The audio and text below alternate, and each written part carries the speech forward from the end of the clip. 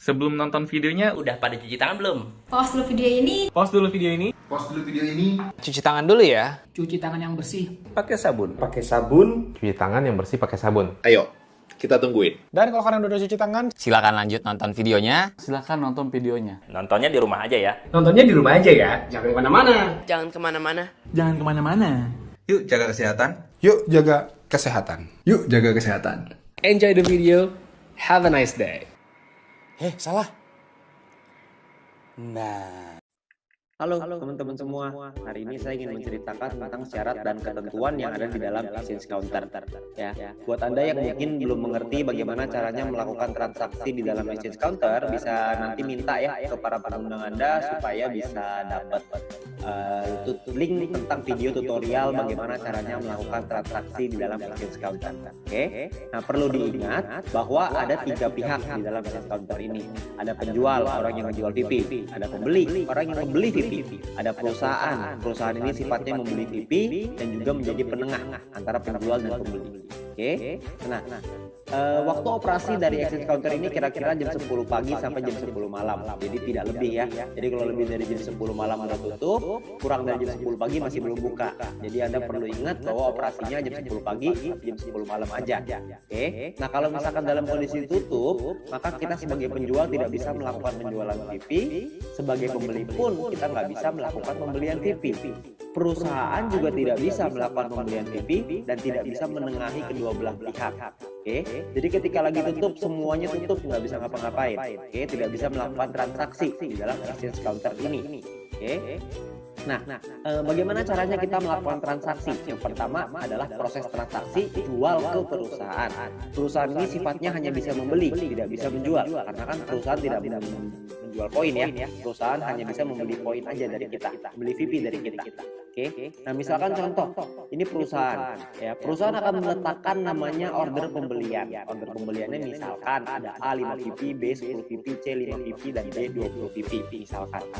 Dan kita punya 10 VP untuk kita jual. Nah, kita misalkan mau menjual ke perusahaan, maka kita akan menjual ke B. Ketika kita menjual ke B, maka statusnya dari tertunda akan berubah menjadi status proses. Ketika menjadi status proses, maka perusahaan akan melakukan transfer ke kita. Ketika melakukan transfer ke kita sebagai penjual, kita akan diminta untuk melakukan konfirmasi. Setelah kita melakukan konfirmasi, maka secara otomatis penjual akan mengembalikan VP-nya ke perusahaan, atau VP diambil lah ya sama perusahaan. Perlu diingat bahwa perusahaan akan mengalokasi dana dari profitnya sebesar 50% maksimal dari keuntungan perusahaan yang akan dikembalikan lagi ke member. Jadi order pembelian ini akan disesuaikan dengan profit perusahaan. Oke. Nah, ada lagi proses kedua, yaitu proses jual beli antara member ya. Kenapa harus ada jual beli antara member? Karena sederhana sekali, gampang gitu ya. Karena banyak banget member yang pengen beli VP. Gampangnya gitu. Banyak banget member pengen beli VP untuk apa? Supaya mereka bisa membeli paket yang lebih tinggi, supaya mereka bisa menikmati keuntungan yang lebih tinggi. Tapi Anda nggak usah khawatir, karena beli ini tidak bersifat wajib ya, bukan keharusan, tapi opsional. Kalau Anda mau, monggo, silahkan. Kalau Anda nggak mau, juga nggak apa-apa. Oke, prosesnya kurang lebih seperti ini. Anda sebagai pembeli, Anda akan meletakkan order pembelian. Misalkan si A akan taruh 5 VP, si B taruh 10 VP, si C taruh 5 VP, si D taruh 20 VP. Anda sama nih, Anda cuma punya 10 VP. Anda misalkan milih si B. Oke, Anda klik si B, maka sama juga prosesnya, statusnya ya, dari tertunda akan berubah menjadi proses. Ketika berubah menjadi proses, maka pembeli akan dikasih waktu 3 jam untuk melakukan transfer ke penjual. Kalau dalam 3 jam ini tidak dilakukan transfer, maka pembelian tersebut batal. Kalau pembelian tersebut batal, maka si pembeli harus melakukan order pembelian ulang supaya VP-nya dia bisa supaya dia bisa beli VP ke penjual ya. Nah, ketika misalkan kita bicara kalau jalan aja deh, kalau semua prosesnya jalan. Kalau jalan, maka si pembeli akan dikasih satu list nih, ada penjualnya siapa, VP-nya berapa, jumlahnya berapa, nama rekeningnya berapa, nama rekeningnya berapa. Jadi di sini akan ada listnya, ada datanya nanti. Nah, perlu diingat Anda sebagai pembeli, Anda harus pastiin nomor rekening dan nama rekeningnya sama antara di exchange counter dengan di bank. Jangan sampai berbeda. Kalau misalkan beda, nanti salah transfer transfer repot, nggak bisa diapa-apain. Ya, jadi Anda perlu pastiin dulu nomor rekening sama nama rekening sama. Kalau sudah sama, perlu ditransfer. Kalau nggak sama, Anda bisa chat ke pembeli, penjual, sorry. Anda bisa pastiin dulu tuh, nomor rekeningnya bener nggak nih? Si penjual masukin nomor rekeningnya udah bener atau belum? Kalau misalkan salah, jangan ditransfer. Ingat ya, jangan ditransfer. Oke? Nah, kalau misalkan sudah benar, Anda melakukan transfer misalkan, maka si pembeli melakukan transfer. Setelah melakukan transfer, maka di dalam sistem akan meminta untuk Anda mengunggah bukti transfer. Ya, setelah Anda mengunggah bukti transfer, maka si penjual akan diminta untuk melakukan konfirmasi. Kalau si penjual melakukan konfirmasi, maka secara otomatis penjual akan mengirimkan PP-nya ke si pembeli. Sederhana sekali. Oke, tapi kita sama-sama tahu dalam proses seperti ini transfernya kadang-kadang bermasalah. Nah, kalau misalkan transfernya bermasalah gimana? Transfer masalahnya itu maksudnya apa sih? Maksudnya gini loh. Ada orang misalkan salah transfer, jumlahnya salah. Ada juga yang mungkin bukti transfernya palsu. Ada juga mungkin yang transfernya kelebihan, nggak mungkin lah ya kalau kelebihan. Ya, jadi mungkin banyak masalah lah ya. Masalahnya apapun itu, maka sebagai pembeli dan sebagai penjual Anda bisa melakukan protes. Ya, kalau Anda melakukan protes, maka secara otomatis akan diminta untuk mengunggah bukti transfer sebagai pembeli. Sebagai penjual, Anda akan diminta mutasi rekening. Salah satu pihak pasti ada yang salah. Jika ada yang terbukti bersalah, maka manajemen berhak untuk membekukan akun video tersebut hingga pemberitahuan lebih lanjut.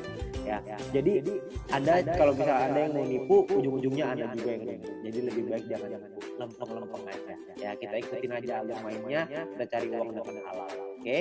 Nah, lalu ada syarat dan ketentuan umum. Ya, misalkan ada bukti transfer palsu. Kalau pembeli mengunggah bukti transfer palsu, maka secara otomatis akunnya akan dibekukan secara permanen karena ini adalah tindak penipuan. Kalau penipuan harus ditindak dengan tegas. Saya yakin teman-teman semua juga pasti setuju lah dengan hal ini. Ya. Nah, terus yang kedua, dengan sengaja mengganti nama Anda dengan nama orang lain akan dinilai sebagai sebuah kecurangan juga. Dan transaksi Anda akan dibekukan jika salah satu melakukan protes dan akan di-review dulu ya sama perusahaan, akan dicek siapa yang salah, siapa yang benar. Buat yang salah maka akan langsung ditindak dan akan diberikan sanksi karena ini juga sama tindakannya penipuan. Oke. Nah, proses protes berapa lama? Proses penyelesaian protes itu kira-kira memakan waktu 1 sampai 3 hari. Kalau belum selesai, maka kedua belah pihak bisa mengirimkan email kepada customer service untuk ditindaklanjuti. 1 hari itu untuk yang tidak ada masalah ya. Kalau nggak ada masalah akan dilepas pembekuannya, dikunci akunnya gitu ya, dibukuin dulu. Sementara kalau misalkan nggak ada masalah akan dilepas. Kalau misalkan yang masih bermasalah maka akan tetap dibekukan atau tetap dikunci sampai masalah itu selesai. Kalau sudah selesai baru akan dilepas semuanya. Oke? Jadi sebisa mungkin kita meminimalisir adanya masalah. Sebisa mungkin buat mungkin teman-teman, saran saya adalah udahlah, kalau buat yang mau nipu jangan nipu. Buat apa? Buat apa juga kita punya uang tapi kalau uangnya uang haram, betul kan? Ya. Nah, informasi tambahan untuk Anda sebagai penjual, maksimal Anda hanya bisa melakukan 4 transaksi pending atau tertunda. Jadi Anda hanya bisa melakukan penjualan PP ke 4 transaksi berbeda. 4 transaksi. Kalau transaksinya masih belum selesai, maka belum bisa jadi yang kelima. Ya, hanya bisa selesaiin dulu salah satu, Anda baru bisa buka satu lagi. Anda baru bisa jual ke satu lagi. Ya, jadi jika salah satu sudah selesai, Anda bisa menambah 1 transaksi lagi. Intinya maksimal 4 transaksi yang masih dalam berjalan dalam satu waktu yang bersamaan. Penjual juga hanya bisa melakukan penjualan PP maksimal 2.000 PP per hari. Oke, itu maksimal. Ya. Nah, dan pembeli maksimal hanya bisa memasukkan 10 order pembelian dalam satu hari. Nominal minimalnya adalah 5 PP, nominal maksimalnya adalah 300 PP. Oke. Nah, perlu Anda ingat kalau misalkan exchange counter sudah tutup dan masih ada transaksi yang masih proses, maka transaksi akan dilanjutkan besok. Misalkan contoh, kalau misalkan Anda melakukan transfer misalkan jam 9.30 malam, ya, Anda mengunggah bukti transfer nih 9.30 malam. Sayangnya si penjual lupa, nggak ngeliat-ngeliat lagi, pasar keburu tutup. Ya, terus gimana dong? Uangnya udah ditransfer nih, nanti saya rugi dong apa segala macam. Tenang aja, Anda nggak bakal rugi karena pembelian Anda, proses pembelian Anda itu masih dalam proses. Jadi bisa dilanjutin besok. Ketika pasarnya sudah buka lagi, penjual melakukan konfirmasi, PP juga akan transfer ke Anda secara otomatis. Oke? Jadi Anda nggak usah khawatir, ini semuanya aman. Ya, jadi Anda nggak langsung hilang tiba-tiba gitu order pembeliannya, nggak. Jadi ordernya tetap ada. Nah, sangat disarankan untuk tidak melakukan transfer di atas jam 9.30 malam, supaya menghindari hal-hal seperti ini. Ya, jadi kalau misalkan sudah lewat dari 9.30 malam, sebisa mungkin janganlah kita melakukan transfer. Kalaupun melakukan transfer, Anda perlu tahu bahwa ada kemungkinan akan dikonfirmasi besok hari. Ya, tapi Anda nggak usah khawatir, itu semua aman. Ya, nah mungkin itu aja syarat dan ketentuan dan bagaimana caranya melakukan transaksi di dalam exchange counter.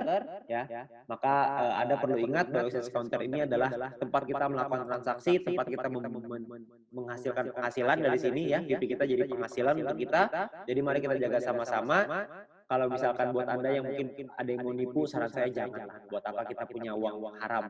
Hasil nipu buat apa? Ya lebih baik kita usahakan di sini, kita perjuangkan, kita kerja keras, kita cari uang yang halal supaya juga bermanfaat untuk kita dan keluarga. Oke, mungkin sekian dari saya. Terima kasih.